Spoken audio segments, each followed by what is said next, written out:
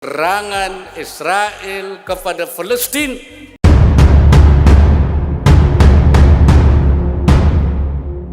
Kiai Haji Ma'ruf Amin, Wakil Presiden Republik Indonesia, menyuarakan agar konflik dan perang antara Palestina dan Israel segera dihentikan. Dirinya mengungkapkan akibat peperangan antar dua negara, ribuan nyawa telah melayang. Pemerintah Indonesia, kata Ma'ruf, terus menyuarakan perdamaian di seluruh dunia. Ma'ruf mengatakan Indonesia menawarkan solusi agar perdamaian yang terjadi di seluruh wilayah dapat terwujud. Ma'ruf menawarkan solusi dua negara atau two-state solution untuk meredam konflik antara kedua negara.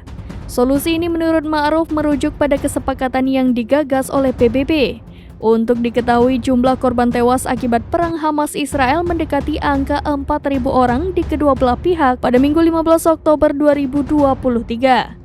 Kementerian Kesehatan Gaza pada Minggu melaporkan serangan Israel di jalur Gaza telah menewaskan sedikitnya 2.450 orang sejak serangan Hamas ke Israel Selatan dimulai pada Sabtu 7 Oktober 2023. Sebanyak 9.200 orang lainnya juga terluka ketika Israel melanjutkan kampanye udara terhadap target-target di wilayah jalur Gaza. Sementara itu, kantor Perdana Menteri Israel pada Minggu menyebutkan lebih dari 1.400 orang telah tewas di Israel sejak Hamas menyerang.